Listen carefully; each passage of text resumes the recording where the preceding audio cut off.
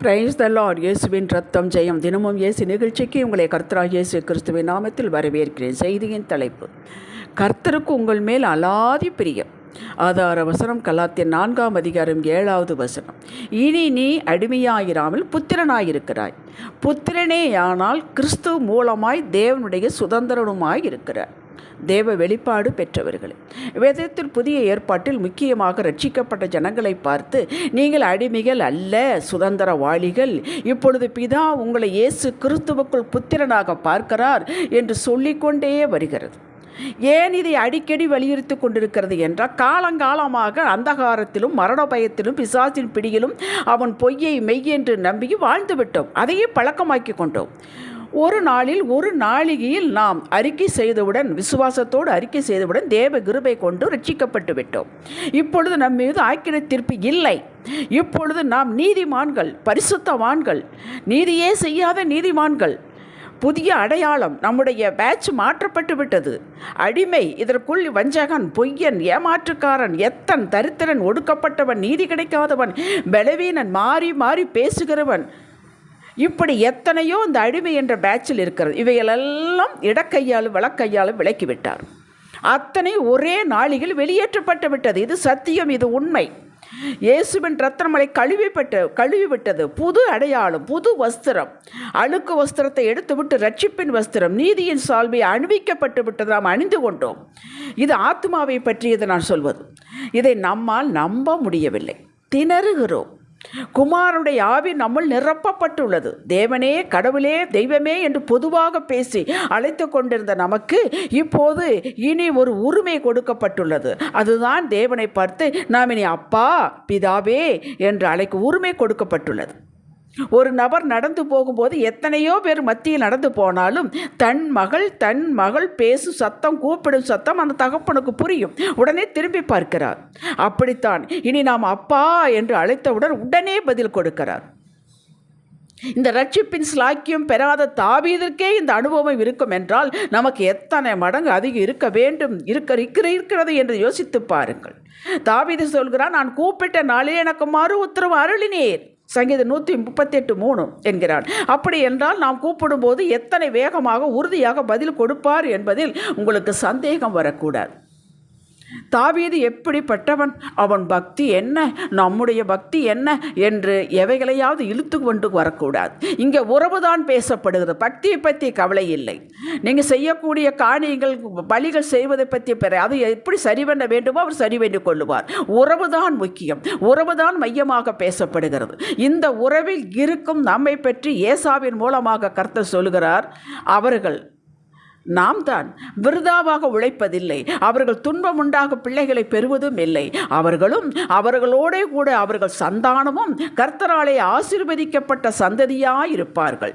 அப்பொழுது அவர்கள் கூப்பிடுவதற்கு முன்னே நான் மறு உத்தரவு கொடுப்பேன், அவர்கள் பேசும்போதே நான் கேட்பேன். ஏசாயா 65:23-24 கேட்டீர்களா? நம்மை பற்றித்தான் பேசப்படுகிறார். லூக்கா 15:30 ஒரு உவமையின் மூலமாக பேசுகிறார். நீ எப்போது என்னோடு இருக்கிறாய், என்னுடையதெல்லாம் உன்னுடையதாக இருக்கிறது. நம்மை பற்றித்தான். நாம் எப்போது அவரோடு இருக்கிறோம். அவருடைய இதெல்லாம் நம்முடையதாக இருக்கிறது. அவருடைய இதெல்லாம் நம்முடையதாக இருக்கிறது என்று சொல்லும் பொழுதே நாம் உலக பிரகாரமான ஆசீர்வாதங்களைத்தான் எண்ணுகிறோம். அவருடைய அன்பு, அவருடைய தயவு, அவருடைய இரக்கம், அவருடைய ஒரு ஒழுங்கு அது நம்முடையது. அவருடைய குணாதிசயம் நம்முடையது. அதை முதலில் கையில் எடுக்க வேண்டும். தேவ ராஜ்யத்தின் புத்திர நாம் தேவ ராஜ்யத்தில் வறுமை, பற்றாக்குறை, வேதனை, கண்ணீர், துக்கம், வியாதி, நோய், சஞ்சலம் இல்லை. அப்படி என்றால் நம்மிடம், நம் குடும்பத்தில் இல்லை, இருக்கக்கூடாது. ஆனால் இருக்கிறதே. ஏன், எப்படி? இதுதான் இன்றைய செய்தியினுடைய மையம். நாம் இன்னும் அடிமை என்ற மனநிலையிலேயே இருக்கிறோம். இதுதான் மைய கருத்து. ஒருவர் ஒரு வேட்டைக்காரனிடமிருந்து ஒரு நாயை வாங்கி கொண்டு போனார். அந்த வேட்டைக்காரன் அந்த நாயை கட்டி வைத்திருப்பான். ஒரு 10 அடி அகலத்துக்கு அந்த நாய் சுற்றி வரலாம், அந்த அளவுக்கு அவன் கட்டி வைத்திருப்பான். இவர் வாங்கி கொண்டு போனார். வாங்கி கொண்டு போய் அந்த நாய்க்கு சுதந்திரம் கொடுத்து நல்ல அகலமான ஒரு இடத்தை கொடுத்து கட்டவே இல்லை, விட்டு விட்டார். ஆனால் அந்த நாய் அந்த 10 அடிக்குள்ளேயே தான் சுற்றி வரும், அதற்கு மேலே போகாது.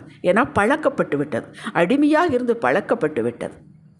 இந்த நிலைதான் இப்போ நம்முடையது. நாம் இனி பொய் சொல்லி, லஞ்சம் வாங்கி, பிறரை ஏமாற்றி, திருடி, பிறரை கெடுத்து பிழைக்க வேண்டிய அவசியம் இல்லை.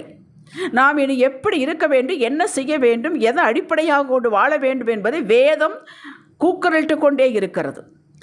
தேவ பக்கம் சாய்ந்து பயந்து நாம் பயப்படுகிறோம். இதையெல்லாம் படிப்பதற்கு பயப்படுகிறோம், சந்தேகப்படுகிறோம். வாயளவில் உதட்டளவில் தான் தேவனுடைய வசனங்களை சொல்கிறோம், ஜெபிக்கிறோம். உண்மை யதார்த்த நிஜ வாழ்விற்கு திரும்ப வேண்டும்.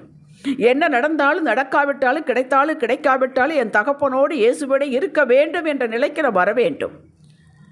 ஒரு வீட்டில் கஷ்டம் இருக்கிறது, வறுமை இருக்கிறது, பற்றாக்குறை இருக்கிறது என்பதற்காக அந்த வீட்டு பிள்ளைகள் பக்கத்து வீடு நல்லா பணக்காரர்கள் போய் விடுவார்களா? அந்த வீட்டை விட்டு போய் விடுவார்களா? சொல்லுங்கள்.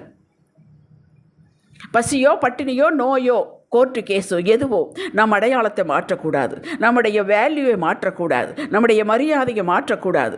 நெஞ்சை நிமிர்த்தி நான் தேவாதி தேவனுடைய பிள்ளை என்ற ரீதியில் இருக்க வேண்டும். உங்களுடைய பேச்சு இருக்க வேண்டும், செயல் இருக்க வேண்டும். கண்ணியம் என்பதை நம்மிடம்தான் மற்றவர்கள் கற்றுக்கொள்ள வேண்டும்.